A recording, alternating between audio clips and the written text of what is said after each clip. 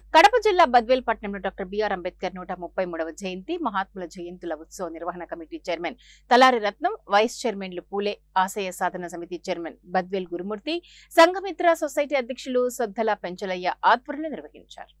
కార్యక్రమానికి ముఖ్య అతిథులుగా యోగివేమన యూనివర్సిటీ పాలక మండలి సభ్యులు కొండపల్లి చిన్న సుబ్బారావు, ప్రభుత్వ పెన్షనర్స్ అసోసియేషన్ అధ్యక్షులు డాక్టర్ మీనాక్షి రెడ్డి, ఆవాస్ కమిటీ బద్వేల్ పట్టణ అధ్యక్షులు ఎస్ఏ సత్తార్, ఆరవేశ్య వర్తక సంఘం అధ్యక్షులు కెవి సుబ్బారావు, మళ్ళ సాహితీ పీఠం ప్రధాన కార్యదర్శి గానుగపెంట మనోజ్ కుమార్ హాజరై అంబేద్కర్ గారికి గజమాల వేసి ఘన నివాళి అర్పించారు. ఈ సందర్భంగా నిర్వాహకులు తలారి రత్నం మాట్లాడుతూ భారతదేశంలో అంటరాని నిరుపేదలుగా ఉన్నటువంటి బడుగు బలహీన వర్గాల కొరకు జీవితాంతం కృషి చేసిన మహనీయుడు అంబేద్కర్ అని అన్నారు. అంబేద్కర్ జయంతి గురించి మనమంతా ఇక్కడ అన్ని కులాల వాళ్ళు పాల్గొని ఈ కార్యక్రమం జయప్రదం చేస్తున్నారు. అందరికీ ధన్యవాదాలు.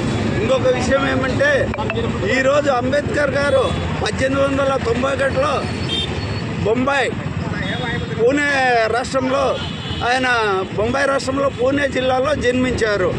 ఆయన వచ్చేసి చిన్నతనంలో చదువుకునేదానికి అగ్రవర్ణాల వారు వీరిని స్కూల్లో నిమ్మ జాతీయులను బయట కూర్చోబెట్టి ఇతర వాళ్ళను లోపల కూర్చోబెట్టి చదువు చెప్పేవారు. ఆ టైంలో ఆయన మనసులో పడేది. ఆయన కష్టపడి మెట్రికులేషన్ చేశారు, ఆ తర్వాత డిగ్రీ చేశారు, ఆ తర్వాత లండన్ వెళ్ళి ఆయన వచ్చేసి లా చేశారు. ఆ లా చేసిన తర్వాత ఆయన ఇండియాకు వచ్చి కొన్ని స్కూళ్ళకు ప్రిన్సిపాల్గా, కొన్ని స్కూళ్ళల్లో ఇది న్యాయశాస్త్ర ప్రిన్సిపల్గా చేశాడు. కాబట్టి అంబేద్కర్ గారు 9 డిగ్రీలు ఉన్నాయి ఆయనకు. ఆయన వచ్చేసి 1956లో 66 ఏట మరణించారు.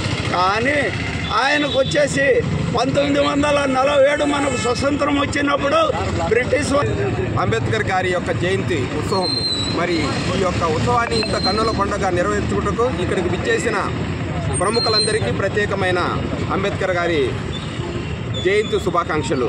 మరి దళితుల ఆశాజ్యోతి, మరి ప్రపంచ మేధావి, ఈరోజు ప్రపంచమంతటా గర్వించదగ్గ వ్యక్తి మన భారతదేశం నుంచి ఉండడము మనందరి అదృష్టంగా భావించాలి.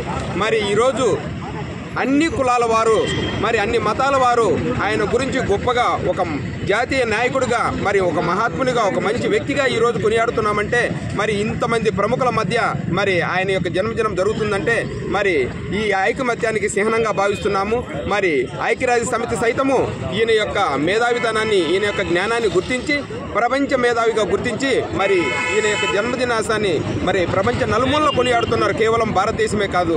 కాబట్టి అగ్రవర్ణాలలో నలిగిపోతున్న నిమ్న జాతీయులను వారి యొక్క స్థాయిని పెంపొందింపజేసి ఈరోజు రాజ్యాంగాన్ని పరిరక్షించుకుంటూ భారతదేశంలో అన్ని కులాలు, అన్ని మతాలు ఆయన రాసిన రాజ్యాంగాన్ని అనుసరించి జీవిస్తున్నారంటే మరి ఆ మహనీయుని అందరి జాతీయ నాయకుల కంటే ఘనంగా మనము ఆయన యొక్క జన్మదినాన్ని కొనియాడాల్సిన అవసరం ఉందని తెలియజేస్తూ మరి ఈ సమావేశానికి, ఈ యొక్క ఉత్సవానికి ఇచ్చేసిన ప్రముఖులందరికీ ప్రత్యేకమైన ధన్యవాదాలు తెలియజేస్తున్నాను.